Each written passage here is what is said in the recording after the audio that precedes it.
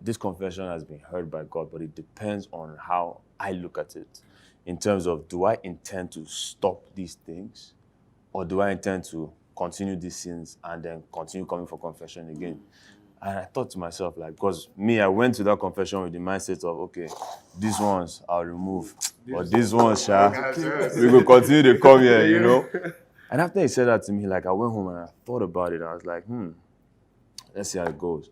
But that was it. That was the end of the spiritual journey I want to try for God. Now, fast forward to a week later, every day I felt like I was in a cage. I felt this weird energy around me because people would call me like, guy, here's so you don't move. Where you just stay? Like, I'm not around. I didn't feel like being around anybody. I didn't feel like seeing anybody. I wasn't watching TV. I just cocooned, thinking, and the day would just pass by. Of course, I'll go to sleep. And then on a random morning, I just woke up and I called. So I went to confession with my friend Blink, right? So random morning, he called me at like 7 a.m. And I had just woken up as well. So I was like, Alpha, why are you awake so early? He's like, I've been going for 6 a.m. mass every day since confession. And I was vexed for him, like, guy, now me and you go this confession. Why do you leave me behind there?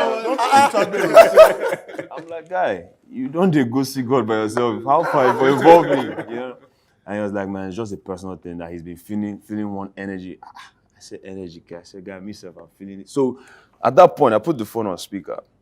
And I'm sitting there in my living room. I'm like, guy, like, how far this energy? Because I'm also feeling it. Do you understand? I don't feel like seeing people. I don't feel like being around people. And we were just talking. As we were talking, my ability to speak just ceased, right? So I was the equivalent of a deaf and dumb person because I couldn't speak, right? And as I couldn't speak, I just started crying. Then I'm crying, I'm deaf and dumb. But in my head, I'm thinking to myself, like, God, what are you doing? Like, what's this? Why are you crying? Why can't you speak, you know? And then my guy on the phone said, guy, you know what? I'll call you back. Take a moment and I'll call you back. As soon as he dropped the phone, the curtain in my house just started blowing. And then I felt this heavy wind in the room. So me, I'm sitting there, I'm confused. I'm like, what exactly is going on? All my windows are shut. AC is blowing, but AC does not blow curtain. Do you understand? And then at that point, I just saw one screen in front of me, like cinema. I just saw my life playing out, everything I'd done in my life, just playing out in slow motion. I'm just sitting there crying and watching this thing. And at that point, and I heard a voice say to me, are you satisfied? Are you fulfilled? So at that point, I kind of knew that, okay, it don't be for me. Like this is my moment, you know? And then my voice came back and I just knelt down on the floor. Because when God asked me that question, it was like, I looked into my spirit and it was just empty. It's like there was nothing inside me.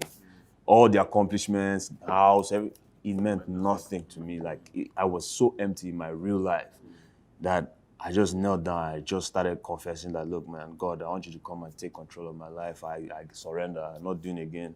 I'm not going to be Lord of my life anymore. I want you to take control. I want you to lead me. I want you to. So I just verbally made that covenant. And the moment I stood up from the floor and I sat down, I was a new human being. And this happened on the 7th of August, 2015. And from that moment, that night, I started evangelizing. I started preaching.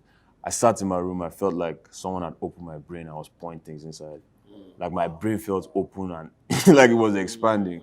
And I called Blink immediately. It happened. I was like, bro, come to my house now. Something weird just happened. But the funniest thing was he had experienced his own in his own way. But he didn't tell me. He was praying to God that let